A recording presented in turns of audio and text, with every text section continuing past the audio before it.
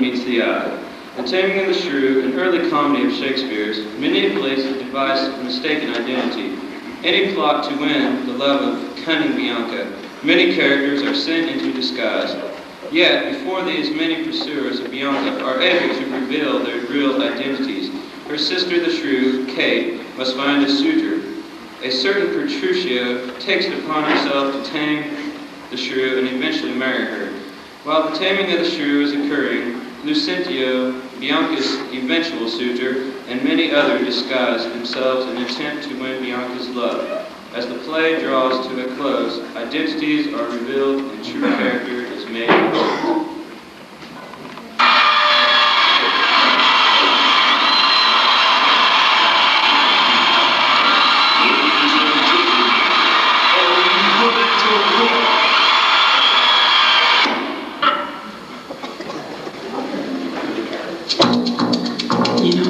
I was wondering if you could keep that, because the force has got a lot of power, and it makes me feel like, it makes me feel like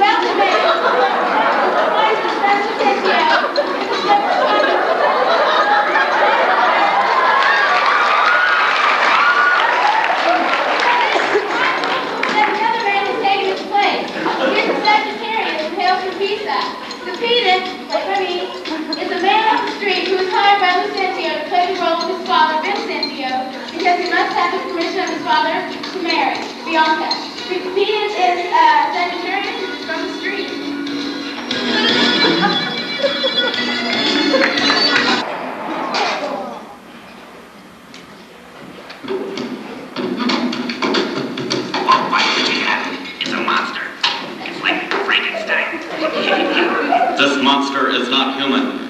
It feels no pain. It can't be reasoned with. Softly and swiftly, sir, for the priest is ready. I spy thee, Della, but they may chance to need thee at home. Therefore leave us. Nay, faith, I'll see the church at your back and come back to my masters as soon as I can. I marvel Cambio comes not all this while. Sir, here's the door. This is Lucentio's house. My father bears me toward the marketplace. Little must I here, I leave you, sir. Hey, you shall not choose but to drink before you go. I think I shall trust your presence here by our likelihood some juice store. They're busy within, sir. You were best not louder. Who's he that would not if he beats on the king? Lucentio within, sir. He's within, sir, but not to be spoken with us. Well, then, man, bring him £100 or two to make merry with them. Give you £100 to yourself. You shall live not so long as I shall live. open up the patio. Did you hear, sir? To these frivolous circumstances, I pray you tell Senor Vicentio that his father has come from Pisa and was there at the door to speak with him. No liars! His father's come from Padua and is here looking out the window. Art thou his father? Yes, sir. So his mother says. What? How now, gentlemen? Oh, that's just flat knavery. Take upon you another man's name. Lay hands upon the villain. I believe it means to kill somebody under my countenance in this city. I have seen him in the church again. God send him good shipping. Then who is here? Mine old master Vincentio. Now we're undone and brought to nothing. Come hither, Crackham. I hope I may choose, sir. Come hither, you rogue. What, have you forgot me? Forgot you? Why no, sir. I cannot forget you, for I've never seen you before in all my life. What, you notorious villain? Didst thou never see thy master's father, Vincentio? What, my old worshipful master? Why, yes, sir. See where he looks out the window. Is so indeed.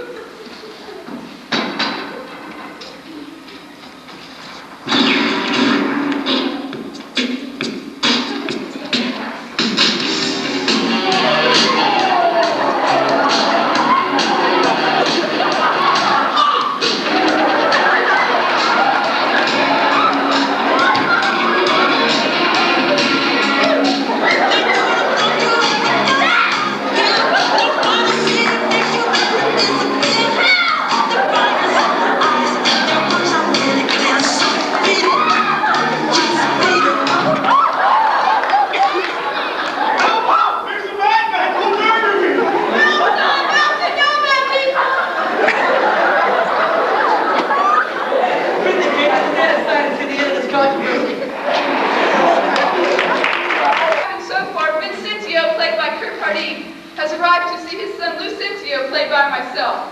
However, he is accused of being the fake Vincentio, since a pseudo-Vincentio has been hired so that me and my true love Bianca, played by Jenny Jansen, can run away and get married. So watch and see what happens. What are you, sir, that offered to beat my servant? What am I, sir? Nay, what art you, sir?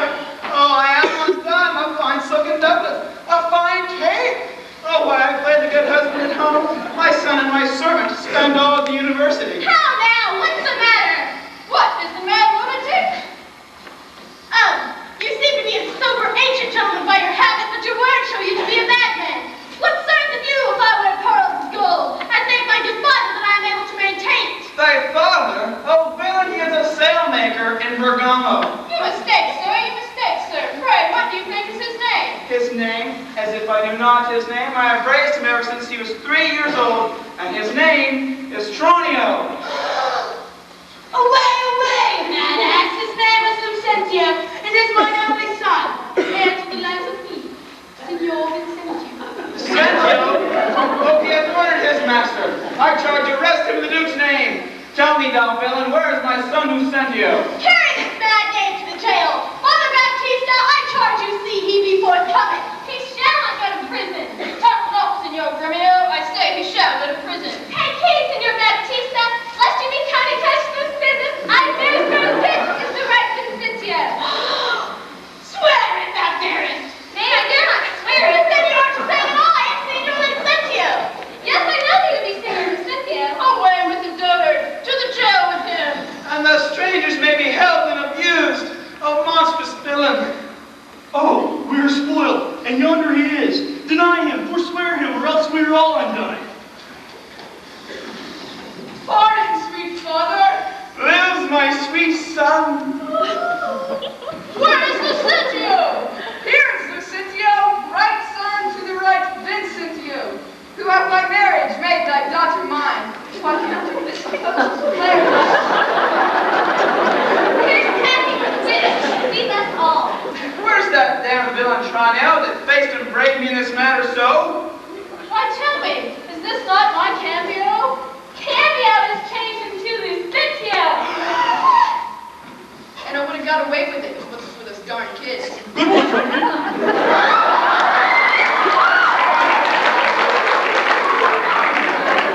Love brought these miracles. Bianca's love made me exchange my stay with Tranio while he did bear my countenance in the town. And happily I had arrived at the last, and to the wished haven of my bliss. What Tranio did myself enforced him to, then pardon him, sweet father, for my sake.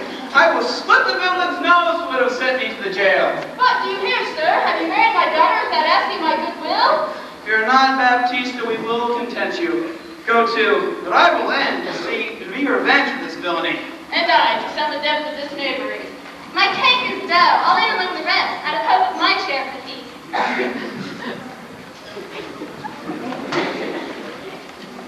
Husband, let's follow to see the end of this ado. First kiss me, Kate, in the middle. What? In the midst of the street? What? Art thou ashamed of me? No, sir, God forbid such a shame to kiss. Well, then let's home again. Come, sir, on its way. Nay, I will give thee a kiss, and I'll pray thee thou stay. Well, come, my sweet Kate, better once than never, for never too late.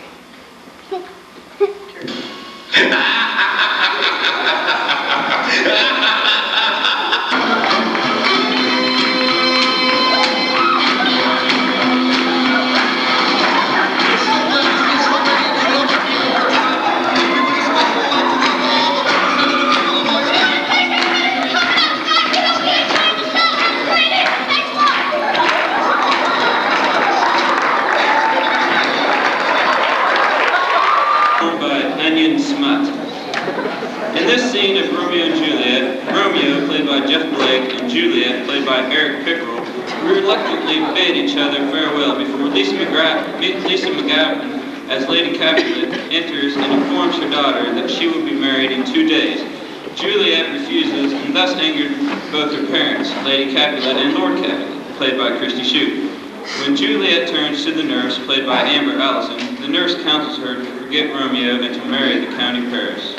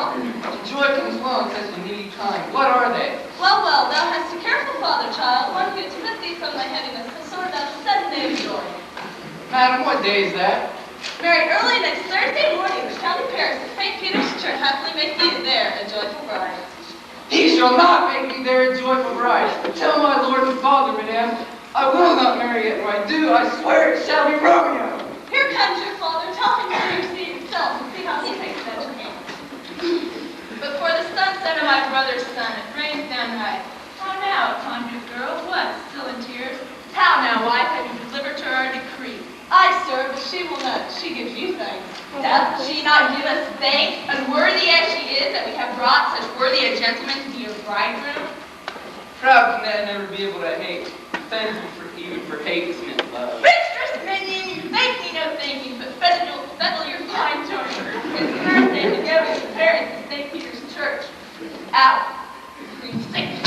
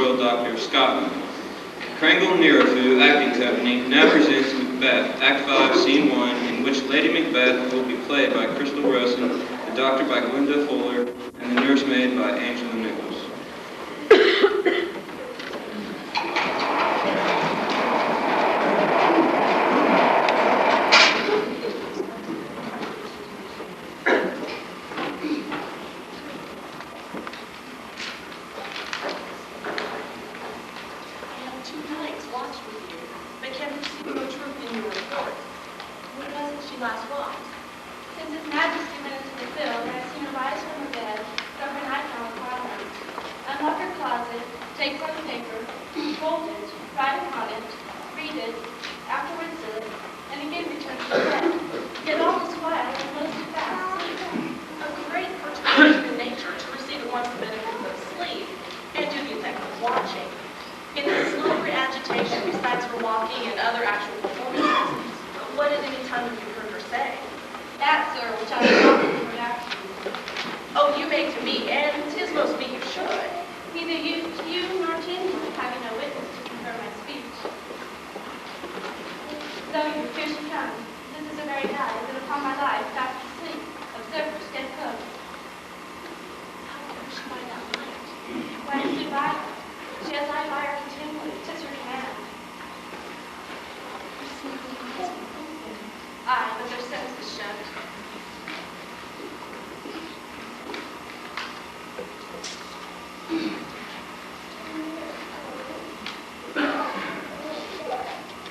She does now.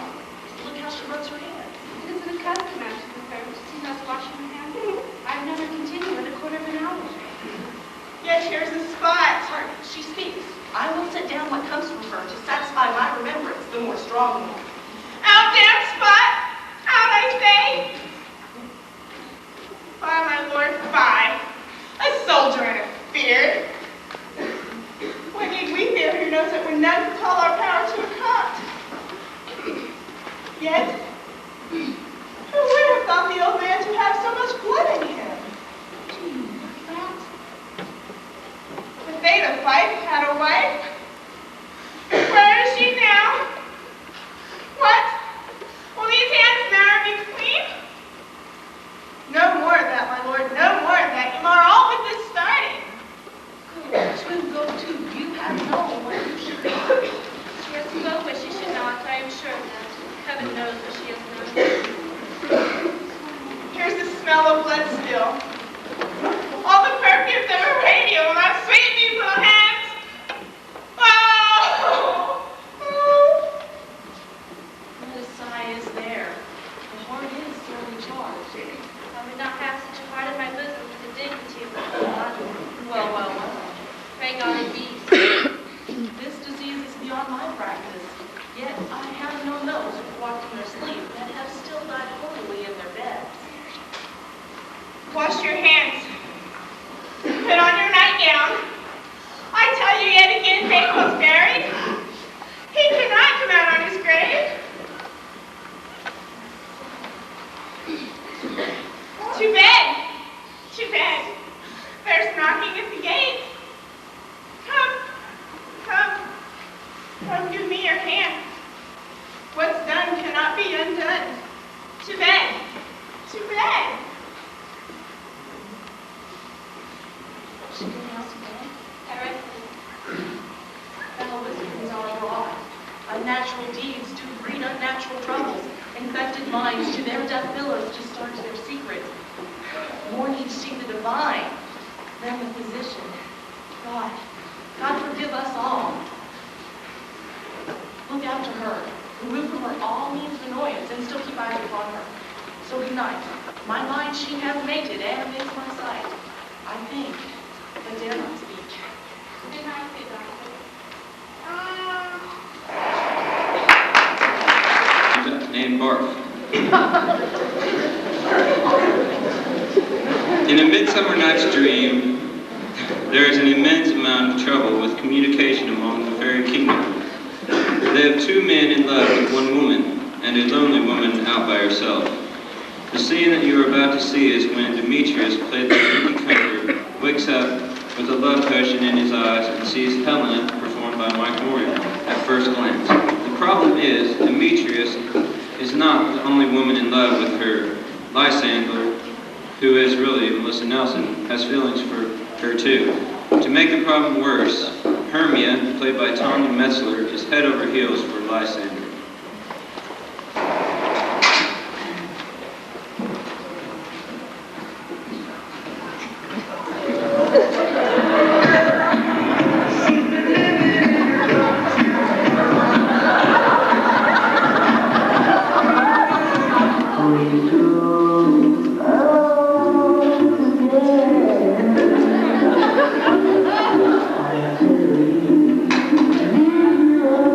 Oh,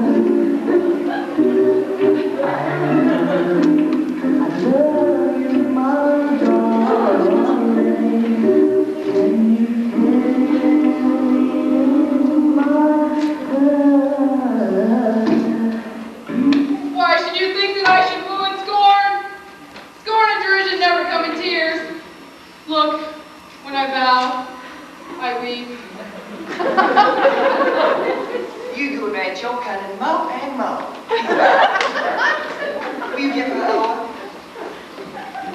I had no judgment with her, I swore. No, none in my mind. Now you give her a hug. Demetrius loves her. He loves not you.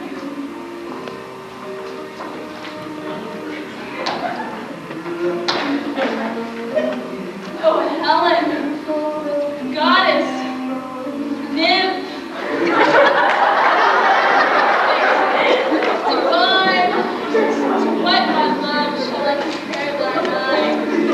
Crystal muddy, how bright to show, thy lips, those kissing cherries, tempting so. Oh, let me kiss. Oh, Spot. Oh, hell. I see you're all bent to set against me for your merriment. If you were civil and in courtesy, you would not commit. You are unkind, Demetrius. Be not so. For you love Hermia, yours of Helen to me bequeath, whom I do love and will to my death. Never did Marcus waste more idle breath. Bystander, keep that Hermia. If ever I loved her, all that love is gone. Now to Helen in return. There to remain. Helen, it is not so. Look! Yonder to thy dear.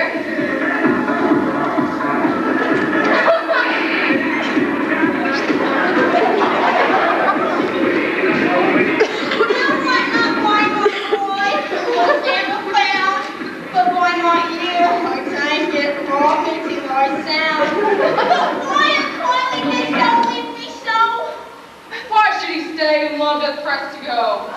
Oh, I love to press my stand up at my side.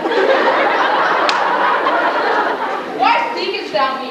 Cannot thee know that hate I bear thee made me leave thee so? Speak not as you think, it cannot be. Lo, she's one of the Confederacy. Now I perceive they've conjoined all three to fashion this false sport in spite of me. Injurious Hermia, most ungrateful maiden, have you conspired? Have you these contrived to bait me with this foul derision? And will you rend our ancient love asunder? It is not friendly to not maidenly. Our sex as well as I may chide you for, though I alone do the injury. Oh, I'm amazed. I scorn you not. It seems that you scorn me. Have you not set Lysander to follow me and praise my eyes and face, and made your other love, Demetrius, to call me goddess, nymph, divine, or fair, precious, celestial? Wherefore speaks he this to her he hates? And wherefore doth Lysander deny your love and tend to me, but by your sending on, by your consent? I understand not what you mean by this. I make malice upon me when I turn my back, wink at each other. If you had any pity, grace, or manners, you would not make me such an argument. Stay, gentle Helena. Hear my excuse, my love, my life, my soul. Fair Helena. Oh, excellent. Sweet, do not scorn her so. She cannot entreat, I can compel. Thou canst compel no more than she entreats. Thy threats have no strength. Helen, I love thee. By my life I do. I swear by that which I will lose for thee to prove it false, and says I love thee not. Say I love thee. Thou sayest so. Withdraw and prove it to.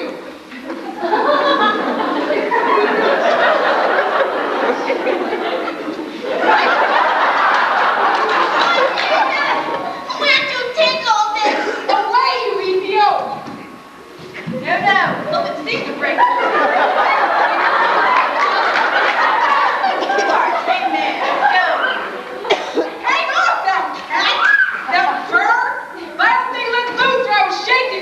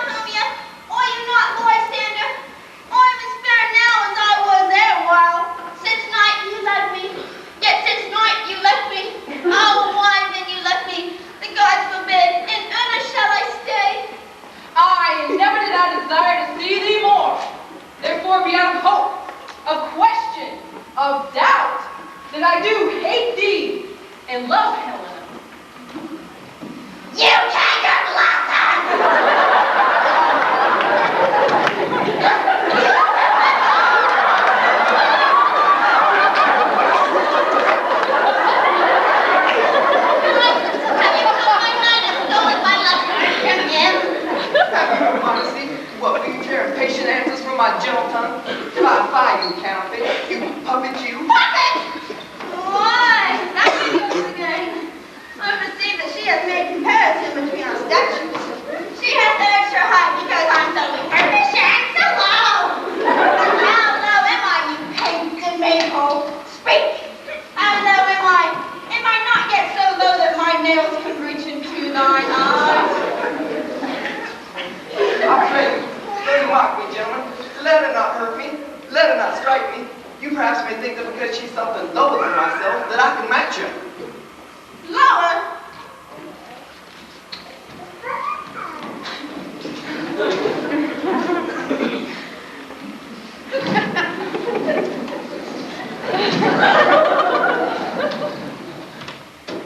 Talk again. Good Hermia, do not be so bitter with me. I ever more did love you, did ever keep your counsel and never wronged you, save that in love with Demetrius. And now to Athens I'll bear my folly back and follow you no further. Let me go. Did you go on? Who is it that hinders you? A foolish heart that I leave here behind. What? With Lysander? With Demetrius. Be not afraid, Helen, she shall not harm thee. Mister, she shall not, though you take her part. Oh, when she's angry, she's keen and true. And though she be but little, she's fierce. Little, nothing but low and little. Will you suffer her to flout me thus? Let me come to her. Get thee gone, you did not grab me, you thief! Hey, Coral! Leave her alone. Speak not of Helen, and take not her part.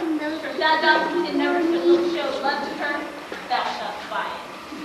Now she holds me not. Now follow without dares, to see whose right of thine or mine is most in Helena. Follow, nay, I'll go with thee, cheated by Jack. How? You, mistress. All the spoil belongs to you. I will not trust you, Hermia, nor will I stay in your cursed company. Your hands are quicker than mine for a fray. My legs are longer, though, to run away. To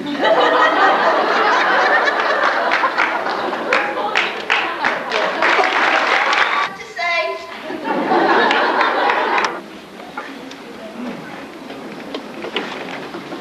Romeo and Juliet, Act 3, Scene 1, performed by Dumb, Dumber, and Mark. Next, you will see Act 3, Scene 1 from Romeo and Juliet. The players are James Wright as Mercutio, Darrell Wallace as Tybalt, and Mark Cypher as Romeo. Prior to this scene, Romeo, a member of the Montague family, and Juliet, a member of the Capulet family, have met and fallen in love. Their love is forbidden by their families because of an accident feud that exists between them. Tybalt, and a Capulet, has learned of this love and vowed to put an end to it by killing Romeo. The scene begins with Mercutio, a friend of Romeo's, wandering the streets of Verona. Tybalt is angrily looking for Romeo and has just come upon Mercutio. By my head here come the Capulets. By my heel I care not. Sir, you've been a word with you. And but a word with me? Why not couple something? Make a word and a word. You shall find me after that, so you occasion. Would you not have some occasion? Without kidding. Curse your napkins for you. And the sword. Here's my fiddlestick. Here's that shall make you dance. Sword. Men's eyes were made to look and let them gaze. Oh, a bunch for no man's pleasure. Peace be with you, sir. Here comes my man. Romeo, the love that I bear thee can afford no greater term than this. All right. The reason that I have to love thee doth much excuses parenting her age for such greeting. Villain am I none, therefore farewell. I see thou knowest me not. You shall not excuse the injuries that thou hast done me. Therefore turn and draw. I do protest. I never injured thee, but love thee more than thou canst devise, till thou shalt know the reason of my love. And so, good Capulet, whose name I tender as dear as my own, be satisfied. Oh, calm, dishonorable, vile submission. Tybalt, you rat catcher, will you walk? What wouldst thou have with me? Pluck your sword out to pilcher. Make it haste. Find the ears. Ere I be out. I am here. Gents, Mercutio, put thy rapier Come, up. sir, you're patriotic. Gentlemen, prepare this outrage. Express today,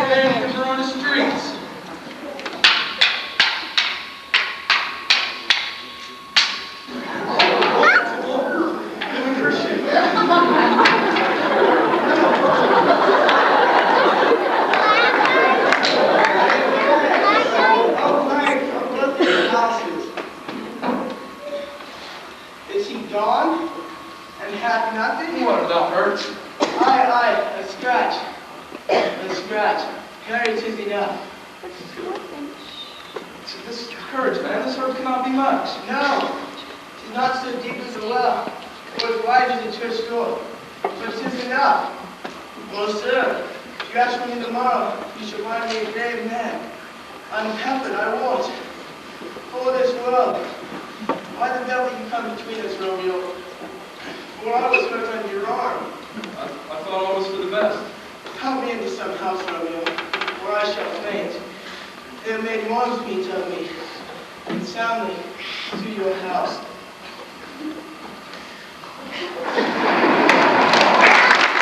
Glad to have. Her reputation stained with Tybalt's slander. Tybalt in an hour had been my kinsman.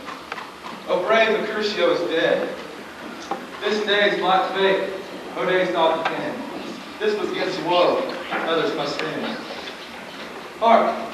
There goes Tybalt, alive and triumphant, Mercutio slain. Away to heaven, respective Linus, and fire-eyed fury be my conduct now. Now, Tybalt, take the blow back again, that late thou gavest me. For Mercutio's soul is but a little way above our heads, staying for thine keeping company. Either thou, or I, or both, must join him. Thou wretched boy, thou did consorts him here. Shut him, kids! This shall turn that.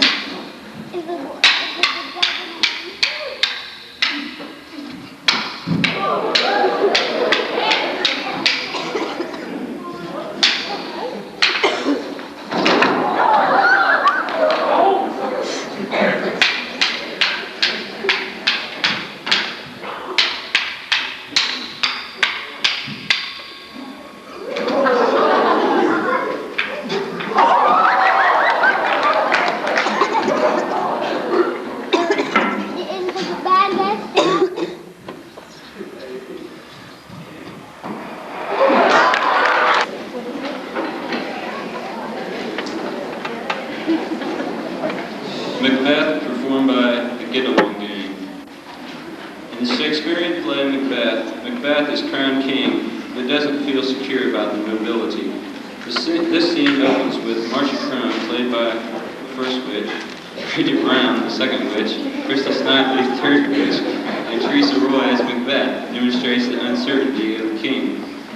Then Macbeth is bothered by the apparitions that are created by the witches, who are played by Josh Green, the armed head, Leslie West, a bloody child, and Josh Parks, the crowned child. Through these apparitions, he feels more secure about his crown.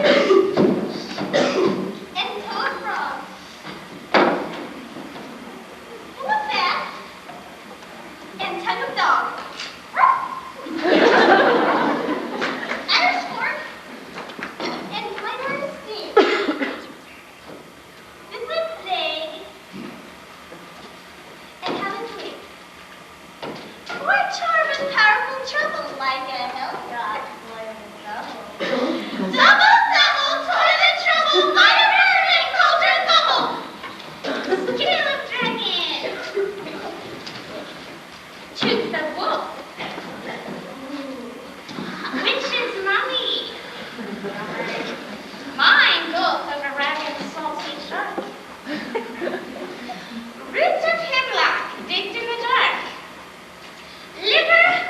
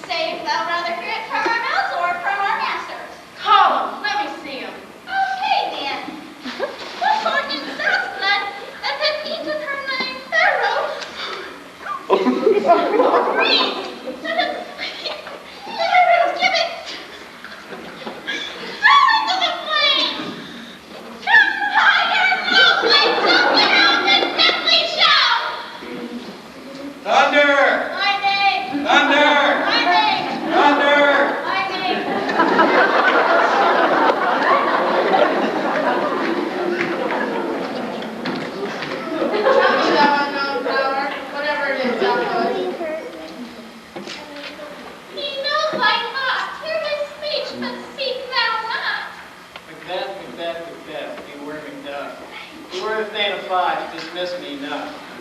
Well, I think positive things. One word more. It will not be commanded. There's another, more prudent than the first. Thunder! Lightning! Thunder!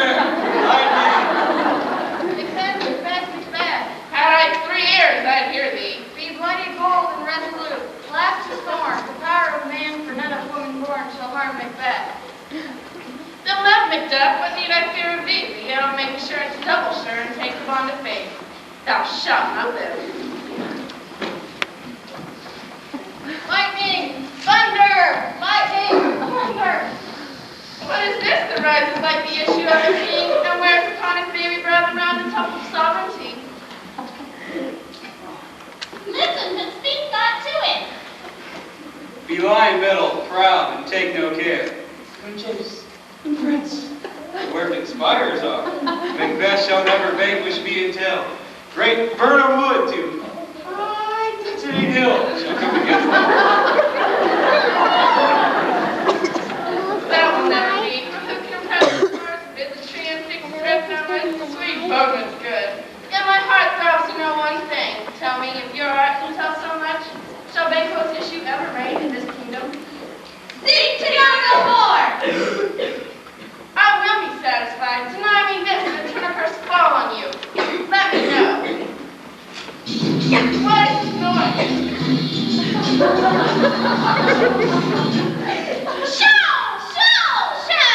Showing lies and grievous heart, come like shadows, so depart.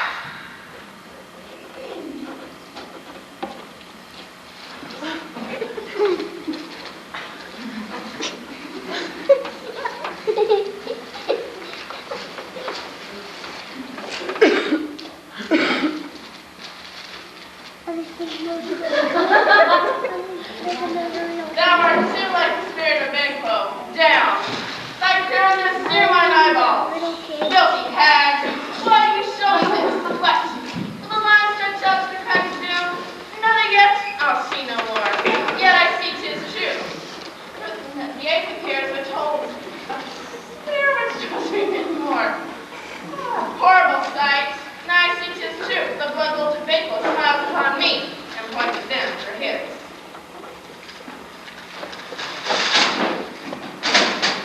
What? Is it king already? Ah, but it is so. Come, sisters, we cheer our busy spirits and bring the best of his delights. All you hear sound while you perform your antic round. The this king may kindly say his duty did his welcome pay.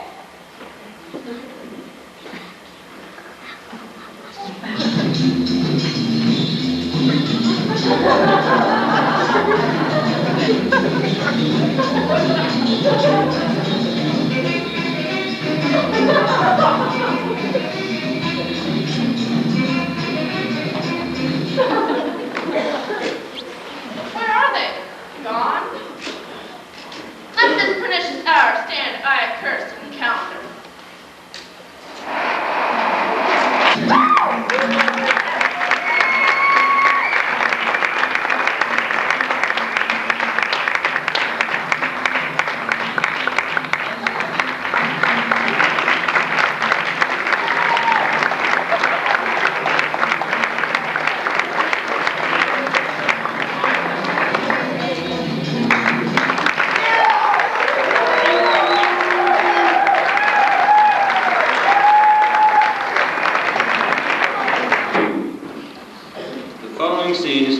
Shakespeare's play, Much Ado About Nothing. In this scene, the prince, Don Pedro, rallies Claudio and Leonato to make Benedict fall in love with Beatrice. Claudio, played by Andy Bearfield, has recently become engaged, and Leonato, played by Jen Brongish, is Claudio's future brother-in-law. Don Pedro is played by Fawnette Chaput. Benedict is played by Stephanie Stewart. Beatrice is played by Robert Harris. Much Ado About Nothing. I do much wonder that one man, seeing how much another man is a fool when he dedicates his behavior to love, will, after he hath lacked such shallow follies in others, become the argument of his own scorn by falling in love. May I be so converted and see with these eyes? I cannot tell, but I think not. One woman is fair, yet I am well. Another wise, yet I am well. Another virtuous, yet I am well. But till all graces be in one woman shall not be in my grace. Ha, Prince Monsieur Love, I'll hide me in the arbor. Come, Joey. Ye, my good lord, how still the evening is. See what the good hath been so. Oh, very well. Come hither, Leonardo. Why was it you told me today that your niece Beatrice was in love with Signor Benedict? Oh, why? I did never think that lady would have loved any man. No, nor I neither. But most wonderful that she should so dote on Signor Benedict, whom she has in all outward behavior to ever before. Is it possible? Sits the wind in that corner? I cannot tell what to think of it, but that she loves him with an enraged affection. Why, what effects of love shows she? Bait the hook well, fish will bite. What effect? My lord? Nor my daughter tell you that. She did indeed. How? How, I pray you? I am amazed. I would have thought that her spirit was invincible against all assaults of affection. I would have soon have had my lord, especially in Benedict. I should think this is a goal, but that the old fellow speaks it. Knavery cannot hide himself in such reverence. He has taken the infection. Hold it up. Has she made her love known to Benedict? No, it's where she never will. That's the point. 'Tis true indeed. So your daughter says, shall I? Says she. That's what I've often countered him to scorn. Write him that I love him. What says she now? She's beginning to write him. For she'll be up 20 times a night. She'll sit in her smock and write him. Now I remember, pretty just your daughter told us that. Oh, when she had read it and was reading it over, she found Benedict and Beatrice between the sheets. That? Oh, the letters without and half page railed at herself, and she would flatter her. Shall I? I measure him, said she. By my spirit, I should love him if he were to me. I, though I love him, I should. Then down upon her knees she falls, sobs, weeps, beats her chest, tears her hair, prays, curses. Oh, sweet Benedict, God, give me patience. She has indeed, my daughter says so. But the ecstasy has so much overtaken her. And my daughter is sometimes feared she will do a desperate outrage to herself. It is very true. It were good that Benedict knew of it by some other way. She would not discover it. To what end? You would not make a sport of it and torment her, Lady Beatrice. And he should, or else to hang him, for she is a sweet, excellent lady, and above all suspicion she is virtuous. And she is exceeding wise. And everything but loving Benedict. Oh, my lord, wisdom and blood combating in so tender a body. I am sorry for her as I have just caught, being humble and regarded. I would she had bestowed it on me. I would have adapted all other respects and made her half myself. Oh, I pray you, tell Benedict of it and see what all will say. For a good, think you? Her hero thinks surely she will die.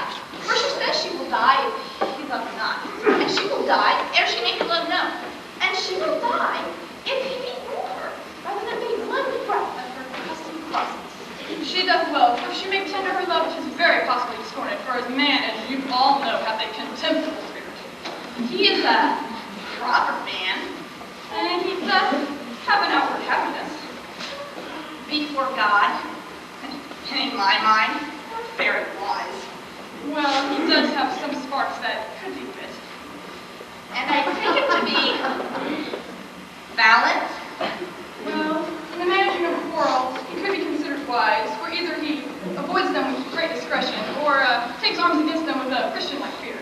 If he do fear God, almost necessarily punish him, or in fear and trembling. He does indeed fear God. Well, let's go to Benedict and see what he will say. No! Never tell him, my lord. Let her wear it out with good counsel. Nay, that's impossible. She may wear her heart out first. Well, we will hear further about your daughter. I love Benedict well, and I would wish that he would constantly examine himself to see how much unworthy he is so good a lady. My lord, will you walk? If he dote on her fondness. I will never trust my expectations. Looks for them, same net for her, looks for her going to dinner. This can be no trick.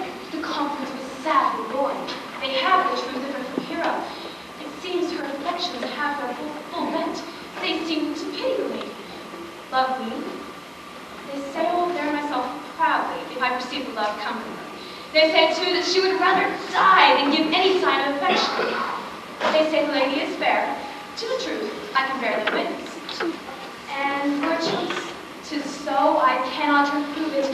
And wise, oh, but for loving me, by my troth, it is no addition to her wit, nor no great argument to her quality, for I will be horribly in love with her.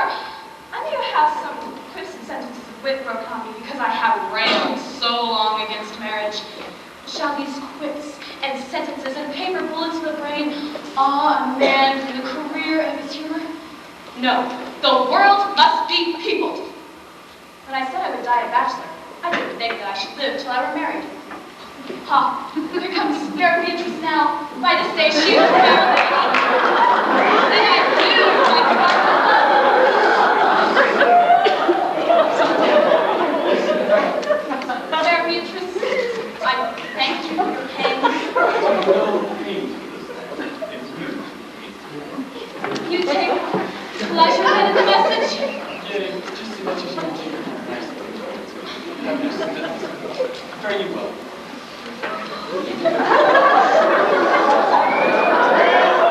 Against my will, I am sent to come to dinner. There's a double meaning in that. I took no more pains with those things than you took pains to take me. That's as much to say any pains you take for me is as easy as thanks. Let's go.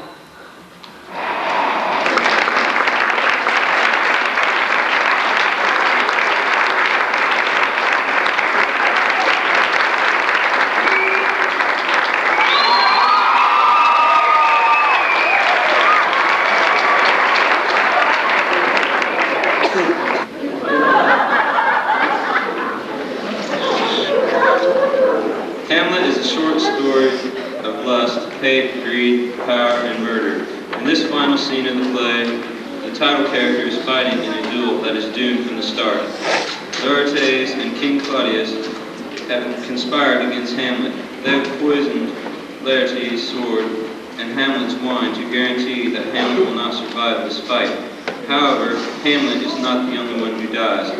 We now present the disgruntled postal workers in a chicken combat production of William Shakespeare's Hamlet, Act 5, Scene 2, starring Courtney Marsh as Laertes, Josh Lee as King Claudius, Daryl Utter as Hamlet, and Chad Hawk as Queen.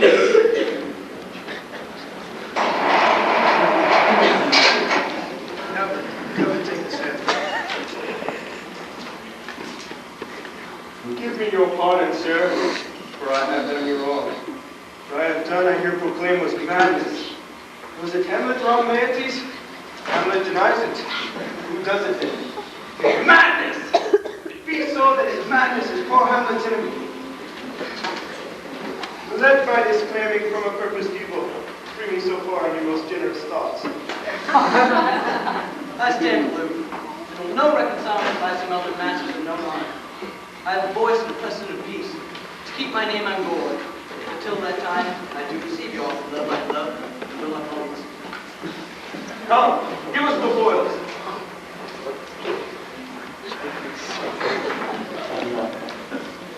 Cousin Hamlet, you know the wager? Very well, my lord. Your grace has laid the odds upon the weaker side.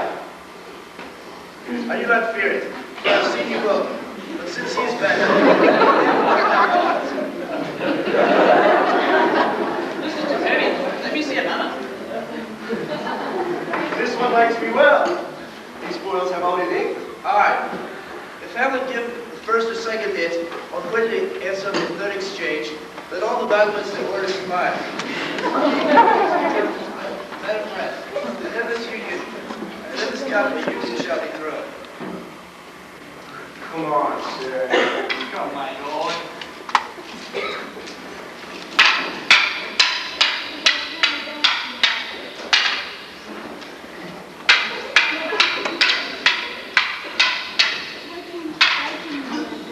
One! No! Judgment! A hit. A very powerful hit. Well, against. Stay. Give me drink. Help. Cruel is thy. Here's to thy help. Set it fire well, I'll play this bout first. Come again, Leontes.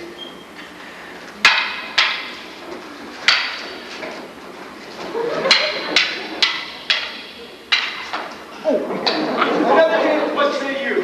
A touch of the message. A sun shall win. Queen carouses to thy fortune, Hamlet.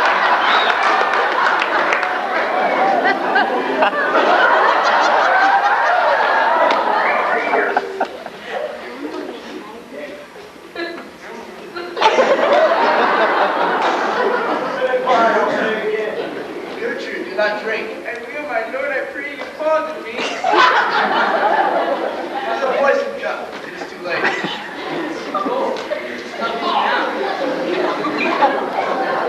You're not thinking.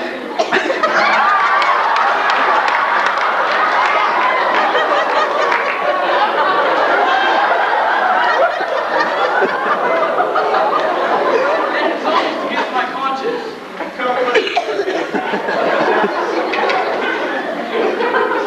I pray you pass with your best violence. How about you now?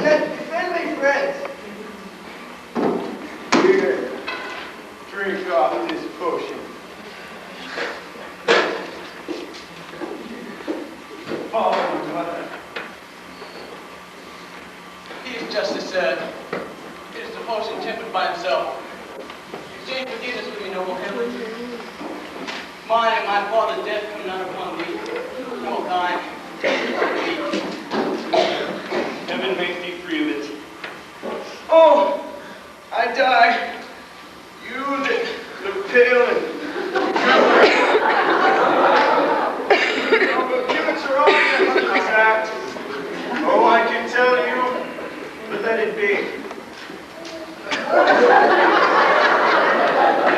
I am dead.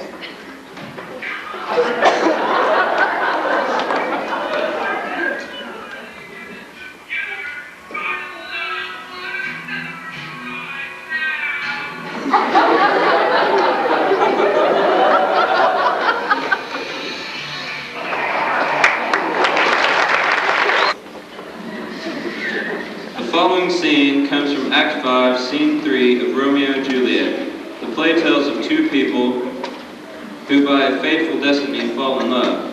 However, because of the feuding relationship between the two families, both end up dead. In this scene, you will witness the dramatic ending of the country and the century-old family feud between the Capulets, Brian Cole and Kelly Johnson, and the Montagues, Linda Huffman. The deaths of Romeo and Juliet are discovered by the chief watch, Chrissy Sherbert, and her accomplice, the watch, Melissa Nichols. The friar, Ferdosa Fani, smooths down all of the wrinkles as she explains to everyone why and how the two young lovers are dead. In the end, the Prince of Verona, Linda Moore, is a factor in the realization of the mistakes made by Capulet and Montague in the years past.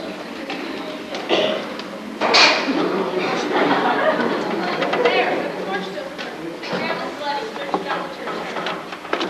Physical sight, here lies the county's way, and Juliet bared a bleeding form, warm and yet killed. Who here hates flames in 2 days buried? Go tell the prince, drug the Capulets, raise up the Montagues. We see the ground around these food lives, two families his wounds, we cannot that circumstance described. Here's a friar that trembles sighs and weeps. I took this matter to him as he is coming from the church outside. Great suspicion, say the friar. What misadventure is so early up? It calls upon our persons from our morning rest. What is it that they so shriek abroad? The people in the street cry Romeo, some Juliet, some Paris, and all run with open outcry toward our minds. Fear is this which startles in our ears. Sovereign, here lies the county Paris. Rose, Juliet on top of Romeo. Warm and Nutio. Search, seek, and know how this foul murder is happened. Here's a friar, his instrument sets upon him, fits open dead men's tombs. Oh, wife, look how our daughter bleeds. For the love of the house is empty on the back of Montague. And this knife, Miss Eve, in my daughter's bosom. This sight of death is a spell that warps my age. This was horrible. Have Montague, for thou art Juliet. See thy son of hair now early down. Last Monday, my wife was dead and I didn't have Whither was the inspired with the maid? Look, and thou shalt see. Oh, thou untaught! What manners is it to print before thy father to grave? We'll let thy mouth about rage for a while, till we can clear these dumb mysteries. Bring forth the friar. I am the greatest, able to do the least, Yet most suspected as a time and place. Doth make against me at the thought of a murder. I stand here, both to impeach and purge myself condemned and myself excused. then say it once, but thou dost know this. I will be brief. For my short date of breath is not so long as is a tedious tale. Romeo there dead was husband to that Juliet, and she there dead that Romeo's been wife. I married them, and their school and marriage day was Tybalt Doomsday, whose untimely death banished me made bridegroom from the city. Romeo and not the Tybalt Juliet pine. You, to remove that Caesar free from her, betrothed and would have married her in the county Paris. Then comes she to me, and with wild looks bid me to devise some means by which to rid her of this second marriage. Then I gave her a sleeping potion, which so to effect as I intended, for it wrought on her the form of death. Meantime, I wrote to Romeo that he should hither come as this very night to take her from the barred grave, being the time the potion's force should cease. But he who tore my letter, Friar John, was saved by accident, and yesternight returned my letter hence. Then, all alone, at the prefixed hour of her waking, came I to take her from her kindred vault, meaning to keep her closely at my cell till I conveniently could send to Romeo. But when I came some minutes by the time of her waking, here lie the noble Paris and true Romeo dead. She wakes, and I entreated her, come forth and bear this work of heaven with patience. But then the noise did scare me from the tomb, and she, too frightened, would not come with me. As it seems, did violence on herself. All this I know, and to the marriage her nurse and privy, and if aught miscarried by my fault, let my own life be sacrificed some minute before the time unto the rigor of the severance law. We still have no need for a holy man. Where is the common face that reigns the watch? Ah, Sirrah, what do you got from this place? Well, he came with flowers to strew his lady's grave underneath the stem cliffs, so I did. Now comes one with light to open the tomb, and by and by my house to drum. And of course the blood, the tidings of their death. And here he writes that he did buy a poison, and therewithal he came to this vault to die in line with Juliet. Where be these enemies? Capulet, Montague, see what scourge flame on their hate that heaven finds me to kill your joys with love? And I have lost the race of a kinsman. All are punished. Oh, brother Montague, give me thy hand, for this is my daughter's jointure, but no more can I demand. But I can give you more, for I will raise a statue of pure gold that was murdered by that name of him, no other figure richly set, that is true and faithful to the end. And as rich shall Romeo by his lady's life, poor sacrifices for him. Go hence, have more talk with these sad fates. Some shall be pardoned, and some shall be punished. For never was there a story of more woe than that of Juliet and her Romeo.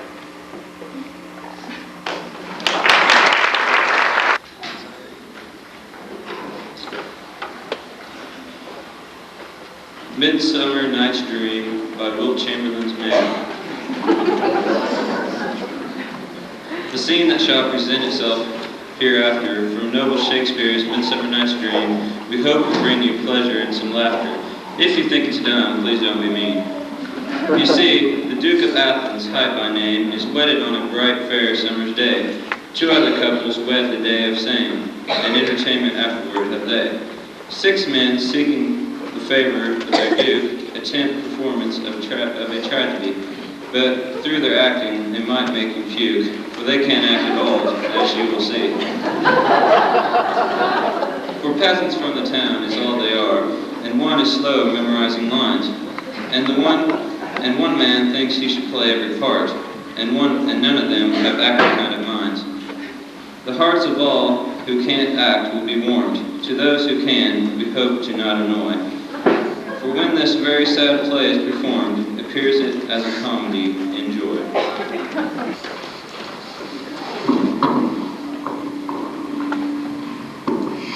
If we offend, it is with our good will that you should think we come not to offend, but with goodwill, to show our simple skill that's the true beginning of our end. Consider then, we come but in despite. We do not come as minded to content you. Our true intent is all for your delight. The actors are at hand. And by their show, you shall know all that you are like to know.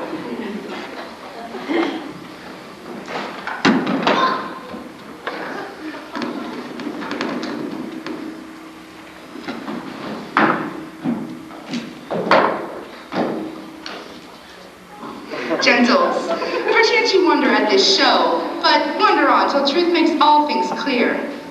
This man is pure, as if you would know this beauteous lady Thisbe is certain. This man with lime and earth cast doth present wall, that vile wall through which his lovers sunder, and through walls chink, poor souls they are content to whisper, at which let no man wonder. This man with lantern hawk and bush of thorn presenteth moonshine, for if you will know, 'twas my moonshine to these lovers think no score to meet at night is his tomb. There to woo, this grisly beast which lion hide by name, the trusty Thisbe coming first by night, did scare away, or rather did affright.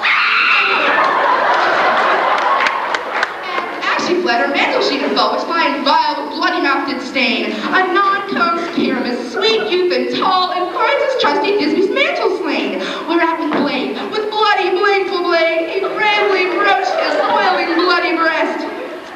And Thisbe, tearing at the mulberry shade, his dagger drew and died. For all the rest but lion, wall, moonshine, and lovers twain, at large discourse, while here we do remain.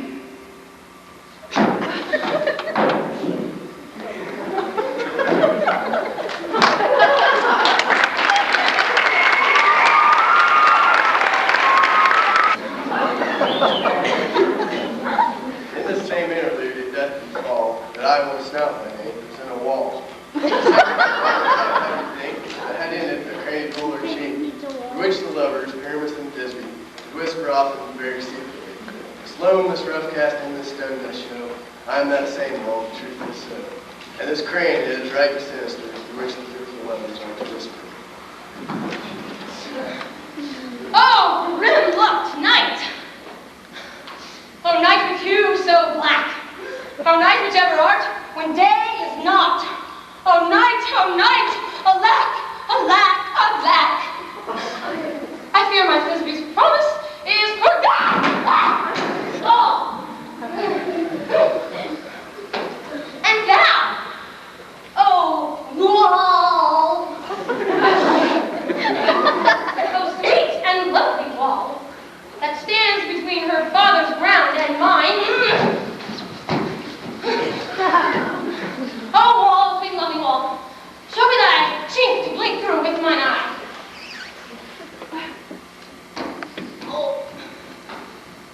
Oh, thanks, courteous wall. But what see I? No, this do I see. Oh, wicked wall, from whom I see no bliss. Cursed be thy stone for thus deceiving me.